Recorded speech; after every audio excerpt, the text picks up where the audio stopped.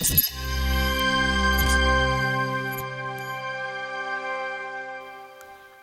friend once asked me, what else is there to do for the LGBT? She meant, now that everyone is probably aware of the cause and probably know the difference between sex and gender, orientation and identity. To her, I quote, the issue is resolved. Right? Can't say I agree, because I thought if everyone were knowledgeable about the LGBT, homophobia would drop, and no one would mistake the letter A in LGBTQIA for ally. But I agree that we've been painting our nails pink, displaying rainbow flags, been putting on posters of loving yourself, organizing pride events once a year. But we haven't really changed what people think. So yes, we need a better solution. I need a better solution. And if it's not for the cause, then it's for proving my friend wrong. And so my answer is inclusive language. This probably comes from my fascination with language as a young child. I was a Vietnamese native speaker, and I learned English when I was young. But I was good at it, and I enjoyed it. And before I knew it, the voices in my head was thinking in English. And as I see that happen, I start to see a shift in my identity. I start behaving differently. I think differently when I alternate between the two languages. And probably bilingual people out there would understand me. I seem to uphold a different set of cultural values. Say, in Vietnamese, when you speak, you always have to keep in mind the relationship you have with the people you're conversing with. For example, if I speak with someone older, a teacher, then I'll be referring to them as thầy or cô, which literally means teacher. And I'll be referred to myself as em, which is someone younger. And so I'll be speaking to them with a respectful and reverential tone. However, if I speak to my friend, I'll refer to them as cậu and refer to myself as tớ, and that's quite friendly and equal. However, if I refer to my mom, it will be mẹ, meaning mother, and myself as con, which is a child, someone younger, or even in some contexts, it means small. And so, as a Vietnamese, whenever I speak all of this to everyone, I have a different feel to it. I have a different set of mentalities when I speak to them that can't be translated to these plain you and I of English. That hierarchical mindset of who's older, younger, equal to me is lost, because in English, everyone's you and everyone's equal. There is no hierarchy there.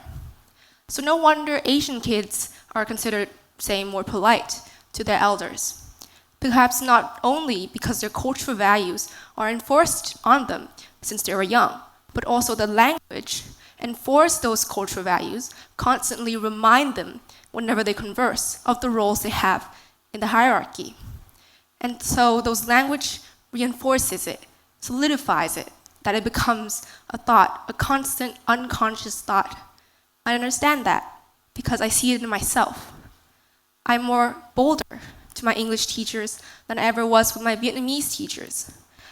It seems to matter less to me that I'm speaking to a classmate who was born in year 2001, while I'm born in 2002, because I seem to forget that there is a social hierarchy, because I'm speaking plainly in the you and I of English. However, for that same reason, I did not often speak English to my mother, because when I speak in English, I'm referring her to you and I, and I'm reducing her to an equal with me, when I'm in mentality and in social hierarchy in Vietnamese, looking up to her. So that's why I would feel disrespectful. And that's why I would refrain from speaking English to her. And that is how language guides how I talk. That is how language guides how I speak. That is, language is my moral conscience and my moral guide. And that's how language affects how I think. But it's not just me. Language can affect English speakers with its own English language. For example, a study by Moch and Batcher in 2013 shows that English speakers often put male words before female words. Say, does the phrase, all the women and men in this room is listening to a TED Talk sound more natural than all the men and women in this room? Does I now pronounce you wife and husband sound a little odd? Why is it that we say he and she and not the opposite, she and he? Why is it that we say sir and madam and not often madam and sir? Why is it that we put our sons before our daughters and not our daughters before our sons? And why do we often say boys and girls and rarely girls and boys? So this is solid evidence of how language affects our thoughts, how gender inequality exists in our language under the form of unconscious bias that is instilled in our language and thus instilled in our thoughts, and the thoughts that still persist to today to a certain extent. And so if we see that language can guide our image of genders and sexualities, then we can see that language can guide the way we view the LGBT. And so we can reason that language may either hinder or foster inclusivity. So like learning a new language, start with basic concepts, the vocabularies. Know what gender identity means, the gender that you identify yourself with, male, female, somewhere outside the category, somewhere inside. Know what sexual orientation is, the romantic or sexual attraction you have towards others. Straight, gay, les, bi. Know that love is different. Know that people are simply following their heart. It is like having that specific flavor of ice cream in a million types of ice cream flavors. You just have to have the specific one. And don't mess it up with sexual preference, because preference implies that you have a degree of choice. Well, really, do you have a choice of being attracted to anyone? I know that, because no matter how much I look at my girl best friend, whenever our hands touch, they don't tingle, they just tickle. And then start with the subcategories of those two. Learn one new word each day. What are all the words on the spectrum of sexual orientation? Straight, gay, les, bi, demisexual, homosexual, pansexual. It's all out there. And just know that people are simply following their heart. And then if it's gender identity, then learn what genders there are. Male, female, intersex, third gender, the others. And don't mix it up with gender expression, because gender expression is how you express that identity that you have. Gender expression can be masculine, feminine, or somewhere in between. But if you're male, it doesn't mean you have to be masculine. We all know tomboys. They are female, but they are socially known as being unfeminine. But talking about gender, you would wonder if I would talk about transgender. I will not, because we probably all know who transgender people are. So let's talk about who most of us are. Cisgender. If aiming for inclusivity, we need to put ourselves in the same equation. We spend so much time talking about transgender people without knowing who we are first. We view them, we debate about them without fully empathizing, so that the term transgender becomes foreign and alienated. The transgender people become marginalized. So often that we normalize ourselves by not taking on a title, the non-transgender people, but we marginalize the transgender people by labeling them.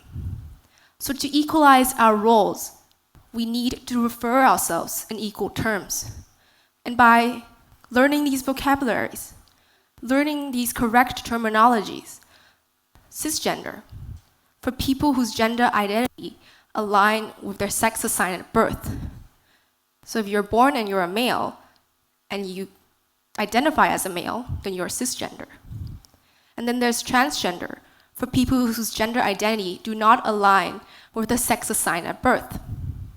So you see how language can influence the way we think of others, but also influence the way we think of ourselves. If you learn the correct terminologies for the correct concepts, we are raising the judgmental hierarchy, the wrong mindsets that we have, and we foster a better understanding between ourselves and other people because we are sharing a common language and being in a common equation. And also, learning these vocabularies, these terminologies, it helps widens your mindset. It erases the pale blue dot that confines us and creates a stark, vivid, new, universal color that includes everyone, that acknowledges everyone, that is a day-to-day expression of acknowledgement of everyone in the community. And with this new mindset, we'll be recognizing individualities, diversities, giving considerations to people. If we don't, perhaps we'll be letting biases run in our language. We'll be unconsciously creating exclusivity, such as how a study by the University of Duke and Waterloo showed how there is male bias language in job descriptions and in advertisements. And that caused women to feel uncomfortable, and they are less likely to take on those jobs. And can we also generalize this finding to the LGBT inclusivity? Can we imagine also how gay people can feel excluded, can feel unsuited in an environment where people mainly use heterosexual-oriented words? In fact, the American Psychological Association is so concerned about the correct usage of terms that they made a guideline called Avoiding Heterosexual Bias in Language. And the first problem that they mentioned is the word homosexual. A scientific term. It's meant to objectively refer to gay people in an academic and medical way for research. However, negative attitudes and wrongful associations had led to judgmental perceptions of these words, that even now it is associated with pathology and criminal activity.